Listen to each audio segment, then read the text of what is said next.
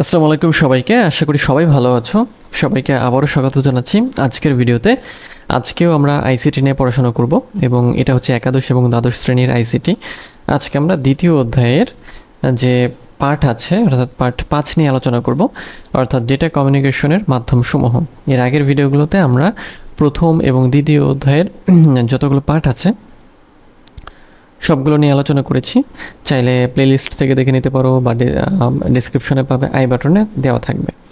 আচ্ছা, তো আসো যে আজকে আমাদের ডেটা কমিউনিকেশন মাধ্যমসমূহ বা মিডিয়াম অফ ডেটা কমিউনিকেশন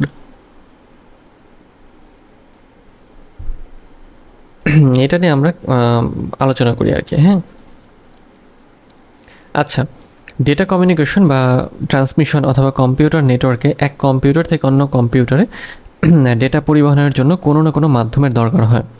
কোনো নেটওয়ার্কে এক কম্পিউটারসমূহ নেটওয়ার্ক মাধ্যম বা মিডিয়ার সাহায্যে যুক্ত থাকে। তো এই নেটওয়ার্ক মিডিয়ার মধ্য দিয়ে হচ্ছে ডেটাটা প্রবাহিত হয়। হ্যাঁ, আচ্ছা, নেটওয়ার্কে বিভিন্ন ধরনের মিডিয়া ব্যবহার করা হয়।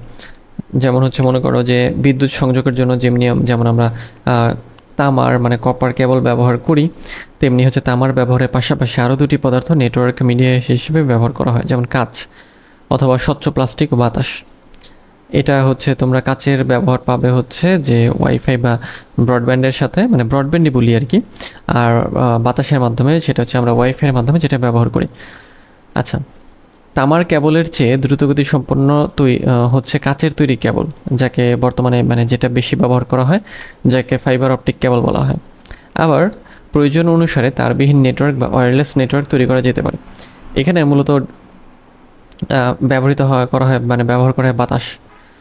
বাতাসের মধ্য দিয়ে আবার সিগন্যাল পাঠানোর বিভিন্ন পদ্ধতি আছে। ডেটা কমিউনিকেশন বা নেটওয়ার্ক মিডিয়াকে ভাগে ভাগ করা যায়। একটা হচ্ছে তারযুক্ত কেবল মিডিয়া এবং আরেকটি হচ্ছে তারবিহীন বা ওয়্যারলেস মিডিয়া। এই দুটির উদাহরণই আমরা দেখি। তার বলতে আমরা এমন একটি বস্তুকে বুঝি যা দুটি প্রান্তকে সংযুক্ত করে। তোমার বাসায় যে ব্রডব্যান্ডের লাইন এসেছে সেটা কি মানে তারের মাধ্যমে তো আসে, তাই না? আচ্ছা, তারপর ওই তারের মাধ্যমে যে নেটটা বাসায় আসে সেটা তুমি কি করো, সেটা হচ্ছে তুমি ওয়াইফাই দিয়ে ব্যবহার করো। তো এখানে একটা তার যুক্ত আর একটা তার ছাড়া। আচ্ছা, এটি একটি কঠিন বস্তু যার মধ্য দিয়ে ডেটা সিগন্যালগুলো উৎস থেকে গন্তব্যে গমন করতে পারে। ওকে, এই ধরনের মাধ্যমে সিগন্যাল কেবলমাত্র তারের মধ্যেই থাকবে বা তারটি সিগন্যালকে গাইড করে গন্তব্যে নিয়ে যাবে। সেজন্য এই মাধ্যমকে গাইডেড মিডিয়া বলা হয়ে থাকে। এক্ষেত্রে ডেটা সিগন্যাল কেবলমাত্র তারের মাধ্যমে গ্রহণ করা সম্ভব হবে, অর্থাৎ গ্রহীতাকে অবশ্যই তারের সাথে যুক্ত থাকতে হবে। ব্রডব্যান্ডের ক্ষেত্রে খেয়াল করবে যে একটা তার আসে, তার এসে তোমার কম্পিউটার বা তোমার ল্যাপটপের সাথে কানেক্ট হয় কেবলের মাধ্যমে। আচ্ছা, সাধারণত যেটা দেখা যায় যে স্বল্প পরিসরে কমিউনিকেশন বা নেটওয়ার্কিংয়ের জন্য মাধ্যম বা মিডিয়া হিসেবে কেবল ব্যবহার করা হয়। তবে যে জায়গায় উচ্চগতি প্রয়োজন বা উচ্চগতির ডেটা ট্রান্সফার এবং বৃহত্তর পরিসরেও কেবলের ব্যবহার রয়েছে। বিভিন্ন প্রকারের তার মাধ্যমে পাওয়া যায় আর কি। যেমন হচ্ছে এর মধ্যে অন্যতম হলো টুইস্টেড পেয়ার কেবল বা coaxial cable, fibre optic cable. এগুলো হচ্ছে এক একটা তারের আর কি ধরন। আচ্ছা, তাহলে আমরা ছিলাম কোথায়? তারযুক্ত মিডিয়ার মধ্যে। এখন আসো আমরা কেবল কানেক্টর সম্পর্কে জানি। কেবল সম্পর্কে আমরা জানলাম। এখন কেবল কানেক্টর মানে আমাদের যে কেবল আছে সেটা তো আবার কানেক্ট করতে হবে, তাই না? আচ্ছা, এই যে এগুলো হচ্ছে কানেক্টর বা জ্যাকের মতো আর কি। যেমন হচ্ছে দেখো, ডেটা কমিউনিকেশনে বা কম্পিউটার নেটওয়ার্কে কেবল মিডিয়াকে কম্পিউটার ও অন্যান্য ডিভাইসের সাথে যুক্ত করা হয় বিভিন্ন কানেক্টরের সাহায্যে। এই যে এই কানেক্টরটা তোমরা দেখবে তোমাদের বাসায় যদি ব্রডব্যান্ডের লাইন থাকে তাহলে কম্পিউটারের পেছনে মানে বা ল্যাপটপে তোমাদের সেট করার জন্য এরকম কেবল দেওয়া হয়েছে। এটার নাম হচ্ছে RJ45 কানেক্টর এবং এটা হচ্ছে বিএনসি কানেক্টর, এটা এসটি কানেক্টর। এইসব কানেক্টর মিডিয়া ভেদে বিভিন্ন রকমের হয়ে থাকে। যে কোনো কেবলকে কোনো কম্পিউটারের সাথে সংযোগ দেওয়ার জন্য উক্ত কেবলের উপযোগী কানেক্টর প্রয়োজন হয়। টুইস্টেড পেয়ার কেবলের জন্য সাধারণত RJ45 কানেক্টর, কোএক্সিয়াল কেবলের জন্য বিএনসি কানেক্টর এবং অপটিক্যাল ফাইবার কেবলের জন্য এসটি কানেক্টর বহুলভাবে হচ্ছে পরিচিত। এছাড়াও আরও হচ্ছে কানেক্টর ব্যবহার করা হয়, তবে বেশি জনপ্রিয় হচ্ছে এগুলো। আচ্ছা, এখন আসো যে আমরা কেবল কানেক্টর জানলাম। নেটওয়ার্ক মিডিয়া নির্বাচন এটা সম্পর্কে আমরা জানি। নেটওয়ার্ক মিডিয়া কি? দেখো যে প্রতিটি নেটওয়ার্ক মিডিয়ার আছে আগেই আমরা বলেছি যে প্রতিটি নেটওয়ার্ক মিডিয়ার আছে বিভিন্ন রকমের বৈশিষ্ট্য, যা বিভিন্ন ধরনের নেটওয়ার্কের জন্য উপযোগী। তবে কোন মিডিয়া ব্যবহার করতে হবে বা নির্বাচন করতে হবে তা হচ্ছে নিম্নোক্ত নিয়ামকগুলোর উপর নির্ভর করে, বা নিম্নোক্ত বিষয়গুলোর উপর মানে বিষয়গুলো মাথায় রেখে সেটা করা হয়। কি কি বিষয়? প্রথম হচ্ছে ব্যয়, এরপর ইনস্টলেশন পদ্ধতি, তারপর ডেটা পরিবহন ক্ষমতা। মানে আমরা আসলে কোন ধরনের নেটওয়ার্ক মিডিয়াটা নির্বাচন করব, সেজন্য আমাদের প্রথমে ব্যয়টা মাথায় রাখতে হবে, যে ব্যয়টা আসলে সাধ্যের মধ্যে হওয়াটা বাঞ্ছনীয়।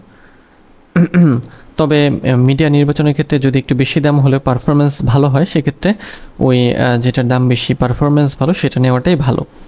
আচ্ছা, ইনস্টলেশন পদ্ধতির ক্ষেত্রে মিডিয়া ইনস্টলেশনের জন্য বিভিন্ন স্তরের দক্ষতা লাগে, তাই যে মিডিয়া ইনস্টলেশনের পদ্ধতি সহজ তা নির্বাচন করাটাই ভালো।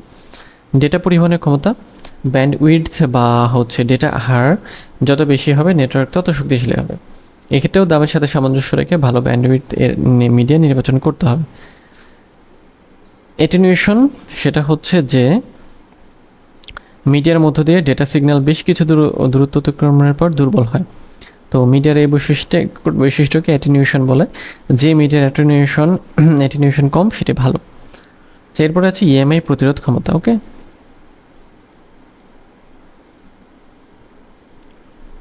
আচ্ছা চলো এরপরে আমরা কি আছে দেখি।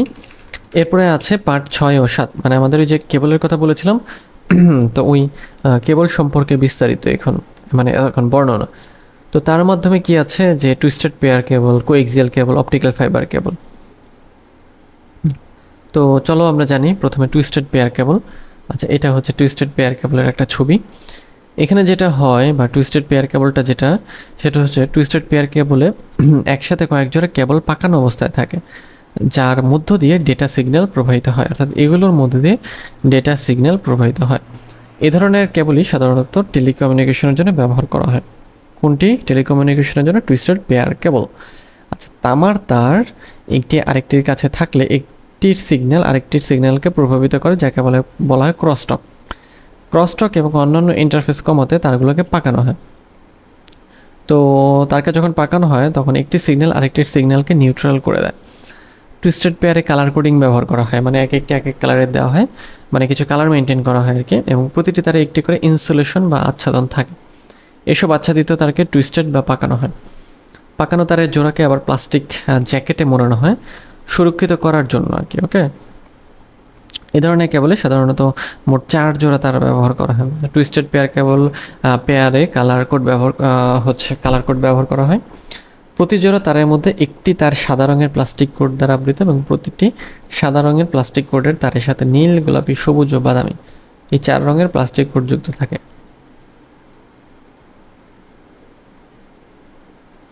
তো এই কালার কোড অনুযায়ী কেবলকে কানেক্টরের সাথে সংযুক্ত করতে হয়। পেঁচানো তার দুটিকে পৃথক রাখার জন্য এদের মাঝে অর্ধপরিবাহী পদার্থ ব্যবহার করা হয়। টুইস্টেড পেয়ার কেবল আবার দুই ধরনের হয়, আনশিল্ডেড বা আবরণহীন টুইস্টেড পেয়ার কেবল এবং শিল্ডেড বা টুইস্টেড পেয়ার কেবল, মানে এসটিপি এবং ইউটিপি। এটা হচ্ছে ইউটিপির ক্ষেত্রে হচ্ছে যে আনশিল্ডেড টুইস্টেড পেয়ার কেবলের ক্ষেত্রে বাইরে অতিরিক্ত কোনো শিল্ডিং বা আবরণ থাকে না। ইউটিপি কেবলে বিভিন্ন স্ট্যান্ডার্ডের ব্যবহার রয়েছে। এই সকল স্ট্যান্ডার্ডের মধ্যে ক্যাট 5 এবং ক্যাট 6 বেশি জনপ্রিয়।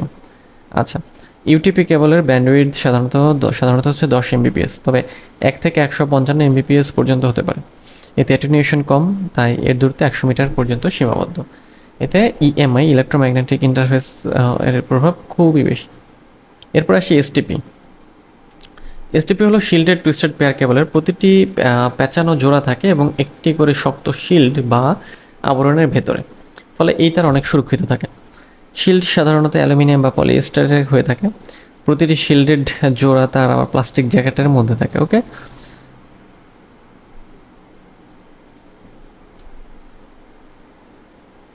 এর ব্যান্ডউইডথ সাধারণত 16 এমবিপিএস হয়ে থাকে, তবে 500 এমবিপিএস পর্যন্ত হতে পারে। হ্যাঁ, এবং এতে অ্যাটেনুয়েশন ইউটিপি কেবলের মতো, তাই এর দূরত্ব 100 মিটার পর্যন্ত হচ্ছে সীমাবদ্ধ বা এর মধ্যে এটা থাকে। টুইস্টেড পেয়ার কেবলের সুবিধা এবং অসুবিধা বা পার্থক্য এগুলো দেখে আসো। তো সুবিধা যেটা, যে কম দূরত্বে যোগাযোগ কেবল হিসেবে টুইস্টেড পেয়ার কেবল ব্যাপকভাবে বেশি ব্যবহার করা হয়। এটি সহজে মেরামত করা যায়, এটি অন্যান্য কেবলের চেয়ে দামে সস্তা, সহজেই স্থাপন করা যায় এবং এটি পুরনো হচ্ছে ডেটা প্রেরণ পদ্ধতি। অ্যানালগ এবং ডিজিটাল উভয় ধরনের ডেটা প্রেরণের জন্য টুইস্টেড পেয়ার কেবল ব্যবহার করা হয়। এরপরে আসে টুইস্টেড পেয়ার কেবলের অসুবিধা। বেশি দূরত্বে ডেটা পাঠানোর জন্য 2 কিলোমিটার পর পর রিপিটার ব্যবহার করতে হয়। ট্রান্সমিশনের হচ্ছে লস অপেক্ষাকৃত বেশি থাকে। গঠন পাতলা হওয়ার কারণে সহজে ভেঙে যাওয়ার সম্ভাবনা থাকে। সহজেই নয়েজ সিগন্যাল দ্বারা প্রভাবিত হয়। এক কেবল ব্যবহার করা হয় 100 মিটার দূরত্বের জন্য তথ্য প্রেরণের জন্য। আর তো টুইস্টেড পেয়ার কোথায় ব্যবহার করা হয়? টেলিফোন লাইন, এই লাইনে কেবল লাগে এবং ডিজিটাল সিগন্যালিং এবং ল্যানের ক্ষেত্রে এই ধরনের কেবল ব্যবহার করা হয়। এখন আসো আমরা যে ইউটিপি এবং এসটিপির কথা বললাম, সেটার পার্থক্য দেখি। ইউটিপিটা কি? ইউটিপিটা হচ্ছে আনশিল্ডেড টুইস্টেড পেয়ার কেবলের বাইরে কোনো অতিরিক্ত শিল্ডিং বা আবরণ থাকে না। আর এসটিপির ক্ষেত্রে এসটিপি বা শিল্ডেড টুইস্টেড পেয়ার কেবলের প্রতিটি প্যাঁচানো জোড়া তার একটি করে শক্ত শিল্ড বা আবরণের মধ্যে থাকে। ইউটিপি তেমন সুরক্ষিত না, কিন্তু এসটিপির শক্ত শিল্ডিংয়ের কারণে অনেক সুরক্ষিত থাকে। ইউটিপি কেবলের ব্যান্ডউইডথ সাধারণত 10 এমবিপিএস হয়, কিন্তু এসটিপি কেবলের ব্যান্ডউইডথ হচ্ছে 16 এমবিপিএস। এতে ইএমআই এর প্রভাব খুব বেশি এবং এর ইএমআই এর প্রভাব খুব কম। ওকে, এরপরে আমাদের থাকবে কোএক্সিয়াল কেবল সম্পর্কে জানা। কোএক্সিয়াল কেবল আসলে কিভাবে তৈরি হয় এই বিষয়টা। আচ্ছা, এখন আসো কোএক্সিয়াল কেবল, তাই না? কোএক্সিয়াল কেবলের কেন্দ্র দিয়ে অতিক্রম করে একটি সলিড কপার তার। ওকে, এই তারকে ঘিরে জড়ানো থাকে হচ্ছে প্লাস্টিকের ফোমের ইনসুলেশন। এই ইনসুলেশনের উপরে আরেকটি পরিবাহী তার পেঁচানো থাকে বা তারের জালি বিছানো থাকে। এই তার বা জালি বাইরের বৈদ্যুতিক বাতি চার এর থেকে ভেতরের সলিড কপারকে রক্ষা করে, ফলে ওই ডেটা বা সিগন্যাল সুন্দরভাবে চলাচল করতে পারে। বাইরের পরিবাহককে প্লাস্টিক দ্বারা আটকে রাখা হয়। ওকে, আচ্ছা,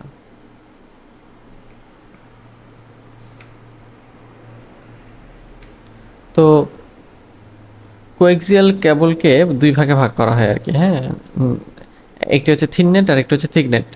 থিন নেটটা কি? থিন নেট হচ্ছে থিন কোএক্সিয়াল কেবল ব্যবহার করে যে নেটওয়ার্ক গড়ে ওঠে তাকে বলা হয় থিন নেট। থিন কোএক্সিয়াল কেবলের ব্যাস হচ্ছে 0.25 ইঞ্চি এবং কোনো প্রকার রিপিটার ছাড়া 125 মিটার দৈর্ঘ্যের কেবল ব্যবহার করা যায়। এই ধরনের নেটওয়ার্কে 10 বেজ বা হচ্ছে 10 বেজ 2 নেটওয়ার্কও বলা হয়ে থাকে। এখানে 10 হলো এর ব্যান্ডউইডথ 10 এমবিপিএস এবং 2 হলো কেবলের দৈর্ঘ্য 200 মিটার। এতে বিএনসি কানেক্টর যুক্ত করা হয়। এরপর আসে হচ্ছে থিক নেট।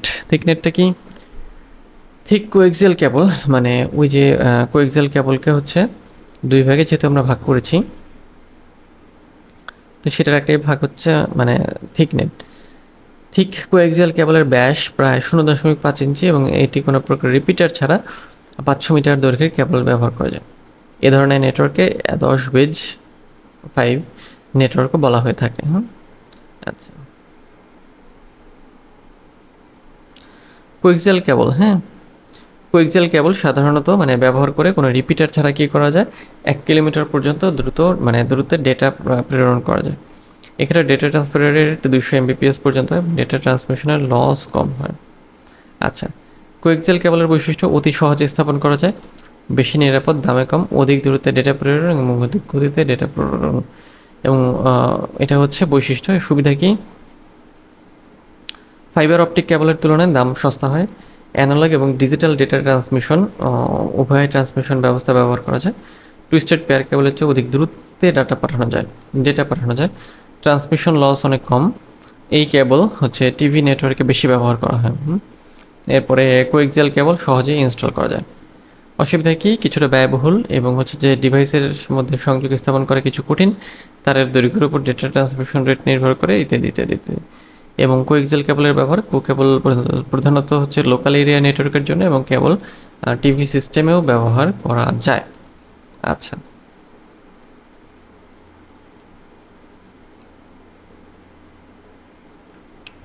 আচ্ছা,